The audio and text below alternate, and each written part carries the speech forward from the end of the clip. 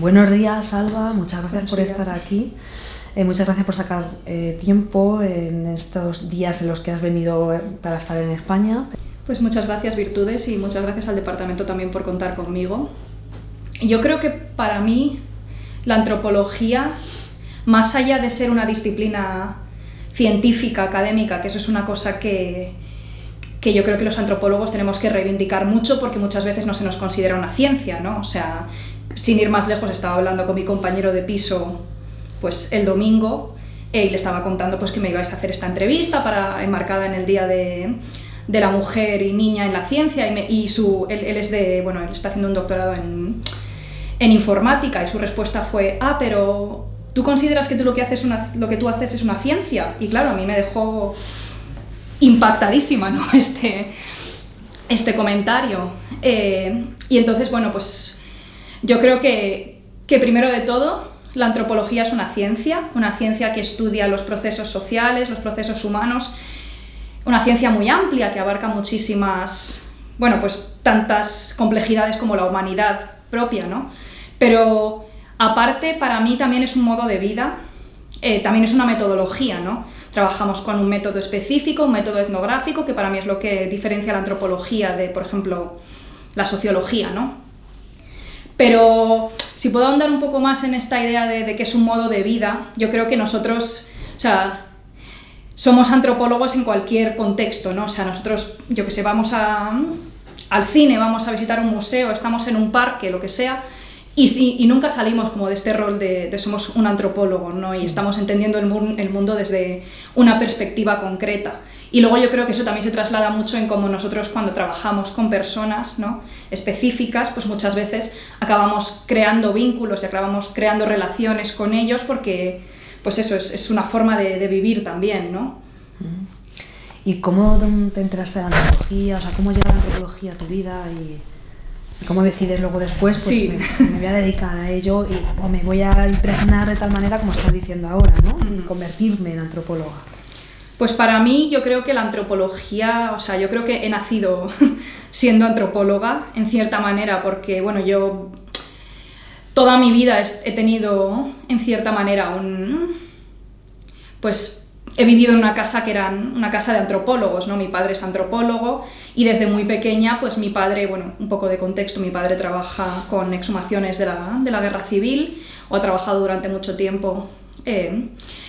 Y entonces yo desde muy pequeñita pues he ido siempre a las exhumaciones con mi padre, he ido a los homenajes, he estado detrás de la cámara con él, ¿no?, cuando él hacía sus entrevistas, he estado incluso ayudando en las exhumaciones, pues hasta donde te dejan los arqueólogos, ¿no? Pero sí, o sea, yo creo que ya desde muy pequeña se me había inculcado qué es ser un antropólogo, qué clase de compromiso social. Sobre todo, yo creo que ese es el punto clave, ¿no? ¿Qué clase de compromiso social se requiere para ser un antropólogo? Y como justamente mencionas a tu padre, ¿cómo es ese salto, creo yo, que a lo mejor has dado o estás dando de ser la hija del antropólogo a convertirte en la antropóloga?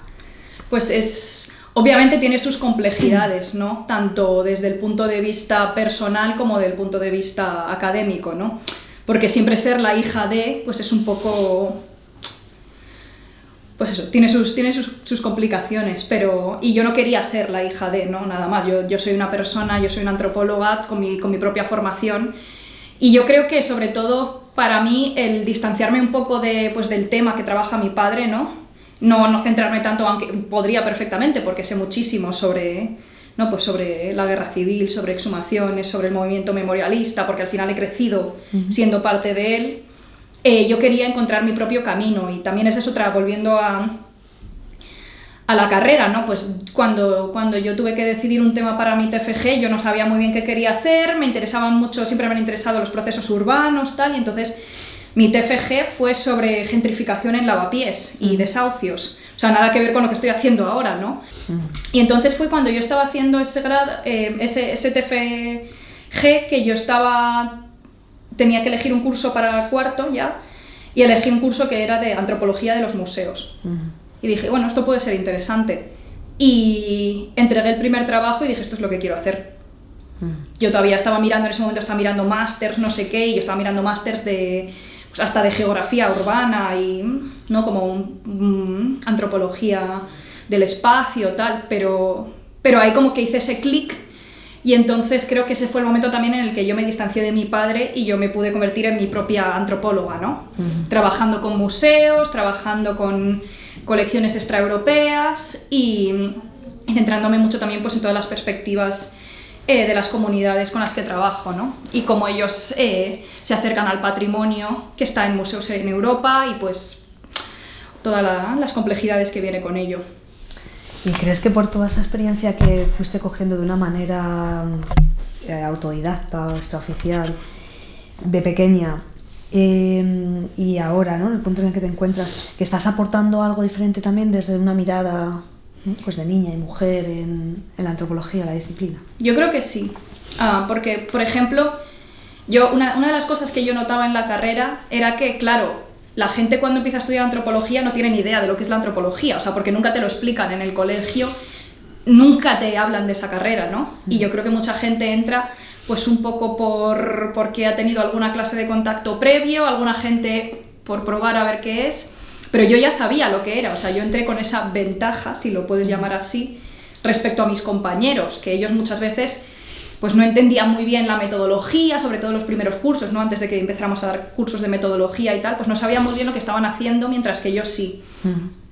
Y entonces yo creo que a mí eso me aporta, el haber, en cierta manera, mamado la antropología desde pequeña, me permite yo creo también tener esta visión como más, no sé, larga, no quiero decir histórica porque no, tampoco, tengo 27 años, ¿no?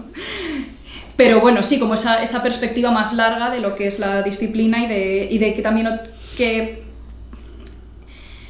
como la antropología eso es como tan diversa que eso, ¿sabes? O sea, porque incluso con mi padre, obviamente yo lo que más conozco pues es el trabajo de campo que ha hecho mi padre, pero aún así todos sus amigos antropólogos, pues desde pequeña yo los he conocido, he ido escuchando sobre sus proyectos, sobre lo que ellos trabajan y entonces pues eso como que me ha aportado también a la forma de ver hoy en día y yo creo que eso también me ha ayudado mucho a pensar de manera obviamente antropológica pero también multidisciplinar, ¿no? O sea, como que yo muchas veces cuando estoy escribiendo y tal, obviamente contextualizo mucho todo lo que escribo en el marco de las personas con las que estoy trabajando, pero a la vez también me gusta mucho traer ejemplos de otros, ¿no? O sea, como hacer comparativas, que yo creo que eso me viene de esta manera en la que me he criado y toda esta gente que he conocido cuando era pequeña y que me han ido aportando pues, sus visiones antropológicas.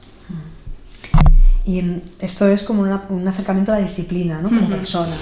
Pero ¿tú crees que desde ti misma, como Alba, como una chica, ¿no? Hay una mirada especial o específica y un sentido tuyo también relacionado con la ciencia o la importancia, ¿no? Ya pensando también, ¿no? Pues las niñas y las mujeres en la ciencia? Yo creo que obviamente lo bonito, una de las cosas bonitas que tiene la antropología es la subjetividad, ¿no? O sea, que todos traemos, evidentemente todos somos personas que venimos con un bagaje y todos podemos aportar nuestro propio granito de arena porque venimos de esto, de un contexto en el que nosotros nos hemos criado y tal, pero bueno, pero seguimos siendo personas y entonces yo creo que eso, o sea, yo creo que dos personas pueden hacer el mismo trabajo de campo, tener el mismo enfoque tal y que las conclusiones sean completamente distintas y para mí esa es una de las bellezas de la antropología. Y entonces, sí, o sea, yo creo que yo personalmente ¿qué aporto? Pues aporto... Es una muy buena pregunta, ¿eh? Yo creo que en mi caso, a mí me gusta mucho, por ejemplo, y yo creo que eso es una cosa como muy de mujeres en la ciencia, aportar, a mí me encanta, por ejemplo, que las personas con las que yo he trabajado hablen en mis textos, ¿no? En vez de yo traducir, pues yo que sé, una entrevista y hacer como un proceso de traducción mediado por mí, a mí me gusta poner los textos tal cual, porque me parece que los testimonios son muy importantes y yo creo que eso me viene de como mujer, pues que muchas veces en la ciencia tienes que que hacerte escuchar, ¿no? Que muchas veces la gente no te escucha, o el típico, pues bueno, esto más que una pregunta es un comentario, ¿no? En las conferencias que muchas veces ni siquiera dicen nada útil, simplemente es porque eres mujer y entonces te tienen que hacer algún comentario, ¿no? Te tienen que enseñar.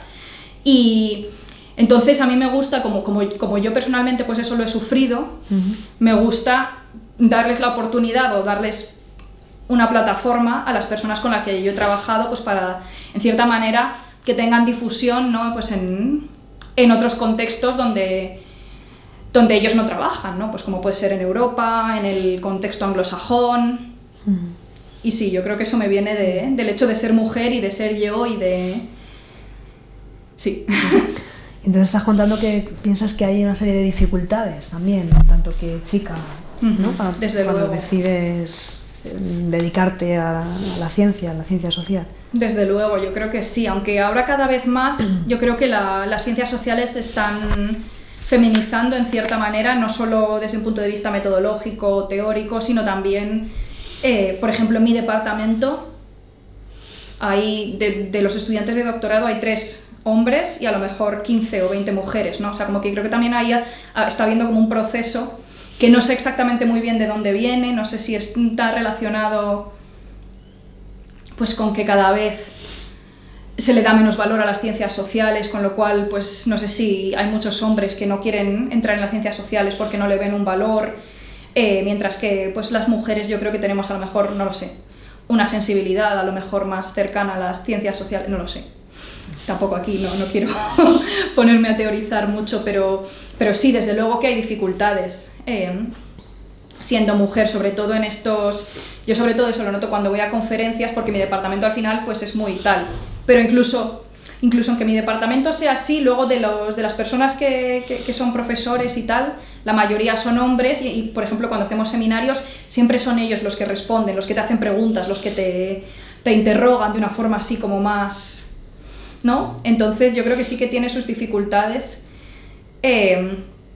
sobre todo eso, a mí lo que me llama la atención es cómo parece que tenemos que gritar más para que nos escuchen, ¿no? Y pensando en esto, eso sería una de las recomendaciones, o sea, ¿qué recomendarías a un adolescente o una niña pequeña que quisiera acercarse a la antropología? ¿Cómo le presentarías la antropología? ¿O de qué manera estarías pensando o animarías, ¿no? También desde la antropología a que optara por dedicarse a la ciencia, a la actividad científica? Yo creo que lo más importante es que si tienes la vocación y quieres hacerlo, que lo hagas, porque aunque el camino pueda ser complicado, haya contratiempos, haya pues problemas, obstáculos, al final es que me sale la palabra en inglés, el reward, la recompensa que tiene es mucho mayor, ¿no? O sea, al final yo creo que sobre todo la antropología, eso como que te da esta posibilidad de explorar realmente cualquier cosa que te interese, si es que hay antropología de todo. O sea, a mí eso es una de las cosas que me impresiona muchísimo de la antropología, ¿no? Y entonces, sí, yo animaría a cualquier persona que esté pensando en hacerlo en que lo haga, porque luego siempre va a haber alguna oportunidad. ¿Y quién has tenido así como maestras, como referencias en tu formación? Pues, bueno, tengo que citar, por supuesto, a la gran Nancy Shepherd Hughes, que yo creo que me ha influenciado mucho, sobre todo su mirada esta de antropóloga y compañera, antropóloga y militante. A mí me parece muy, muy bonito. Y el otro día, por ejemplo, tenía justo una discusión con uno de mis supervisores, porque él me decía, es que estás muy involucrada con las personas con las que has trabajado. Y yo, pues claro, o sea, ¿cómo no voy a estarlo, no? Y yo creo que eso, por ejemplo, también volviendo un poco al tema de cómo tú enfocas la antropología como mujer, yo creo que esa también es una de las grandes diferencias que hay entre un enfoque como más femenino y un enfoque, ¿no? Porque a mí me parece que yo creo que las mujeres en general, eso pues, tendemos a tener como este enfoque más de cuidados también con las personas con las que trabajamos, perdón, que a lo mejor pues no ha sido tan común en la historia bueno, o desde hace no tanto, que es un enfoque antropológico, ¿no? Entonces sí, Nancy Shepherd Hughes desde luego. Y luego quiero también mencionar, para mí, más que grandes nombres, yo creo que las personas que me han influenciado más han sido personas con las que yo he trabajado de manera cercana. Mis profesoras yo creo que han sido las personas que más influencia han tenido en mí y me gustaría, y como referentes antropológicos, y me gustaría mencionarlas más allá de, no, pues nombres que me puedan haber influenciado en pensamiento de forma más teórica. Entonces, yo creo que la persona que más influencia ha tenido en mi vida ha sido, durante la carrera, mi profesora de antropología de los museos, que también dio la casualidad que era mi supervisora durante el TFG, aunque ella pues no tenía, su background era en museos, pero bueno, Alison Brown, que ella fue la que me instó. Cuando yo le dije a Alison, yo lo que quiero es trabajar con museos, ella fue la que me recomendó el departamento en el que estoy ahora, que yo creo que fue la mejor recomendación que me pudo hacer, porque yo estaba muy enfocada en que yo quería ir a Cambridge, Oxford, yo quería, ¿no?, ir a universidades grandes, y ella me dijo, vale, sí, pero allí vas a ser una más y al final vas a acabar teniendo, o sea, seguramente no tengan financiación para ti, mientras que en este otro departamento, en el SRU, te van a dar una beca, vas a estudiar con expertos mundiales y encima es el mejor sitio si quieres luego continuar haciendo un doctorado y haciendo como una carrera más académica. Y realmente fue ella la que me guió de esta forma y le debo muchísimo, y ya alguna vez me la he encontrado en alguna conferencia y tal, y siempre se lo digo, ¿no?, que para mí ella fue realmente la persona que tuvo este impacto en mí. Y luego también quiero mencionar a Karen Jacobs, que es una de las profesoras de mi departamento, que también me ha influenciado muchísimo en la manera de pensar.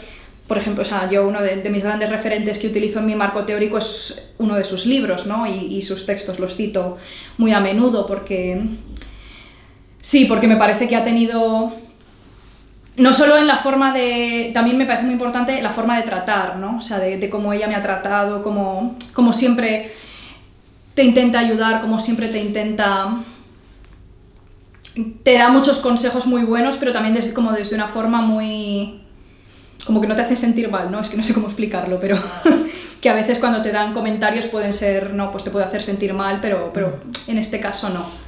Y luego la última persona que quiero mencionar es Ingrid Ahlgren, que fue mi supervisora cuando estuve en Boston, que ella también, pues, aunque ahora esté más trabajando en un museo y tal, pues también tiene una formación académica, antropológica, y para mí también ha sido una persona muy importante. Sobre todo de ella me llevo la forma de trabajar con las comunidades, porque cuando estuve en el Peabody fue cuando realmente me di cuenta de lo importante que es la relación de reciprocidad que puedas tener tú con las personas con las que estás trabajando en las comunidades. Y a pesar de que esto era un contexto un poco distinto, porque ellos venían al museo, ¿no?, a ver piezas y tal, pero aún así como que la relación esta de reciprocidad que se crea también dentro del museo, pues a mí eso me ha ayudado mucho para pensar tanto dentro del museo, cuando yo trabajo con museos, pero también de cara a cuando yo he hecho mi trabajo de campo en el Pacífico.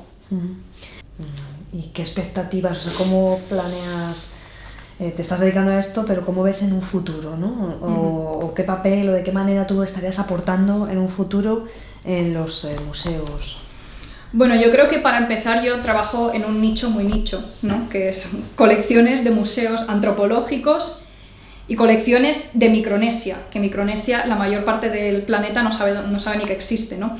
Entonces, por un lado, yo creo que mucha gente, a raíz de mi trabajo y de cuando yo, pues, o sea, yo tampoco divulgo muchísimo, pero podría divulgar mucho más. Creo que ese es el trabajo también de las personas de UAM, que hay gente increíble en las Islas Marianas haciendo trabajo de divulgación. Pero sí que creo que en cierta manera puedo aportar mi pequeño granito de arena a que la gente conozca, ¿no?, pues que, bueno, la existencia de estos lugares. Mucha gente no sabe, por ejemplo, que fueron colonia española, casi nadie lo sabe. Entonces, pues la gente siempre se sorprende cuando se lo digo, no, pues sí, fueron 300 años de colonia. Entonces, yo creo que por un lado puedo aportar de esa forma, ¿no? Como dando a conocer también parte de la historia de España que mucha gente desconoce, y también un poco pues cuál es la situación de hoy en día en las islas, ¿no? Y por otro lado, yo creo que de cara a futuro, claro, bueno, primero tengo que acabar la tesis, pero una vez que acabe la tesis me gustaría... Bueno, no lo tengo muy claro, o sea, me encantaría trabajar en un museo, porque realmente, donde yo realmente me he sentido realizada, ha sido cuando... O sea, yo creo que para mí el momento más que me he sentido más realizada de mi vida, seguramente, fue hace unos meses que vinieron 2 personas de Guam al Museo Nacional de Antropología y estuvimos viendo las piezas, luego también tuvieron acceso a los restos humanos, y yo creo que fue uno de los días más increíbles de mi vida, porque fue como que guau, se están juntando las dos cosas, ¿no?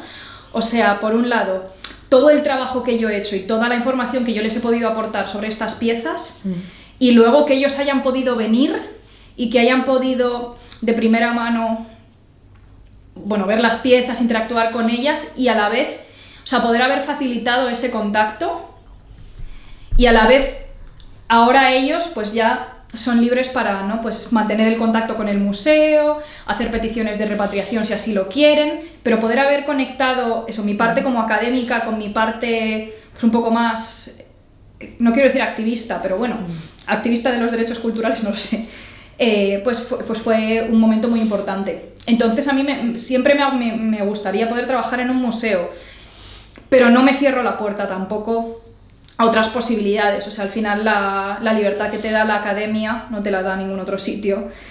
Algo que tú crees que sí que te gustaría añadir, y a lo mejor más relacionado con la cuestión de lo que decíamos de mujer, niña, porque bueno, sí que has estado diciendo pues cómo animar, o sea, qué situaciones se pueden encontrar, o de qué manera superar eso.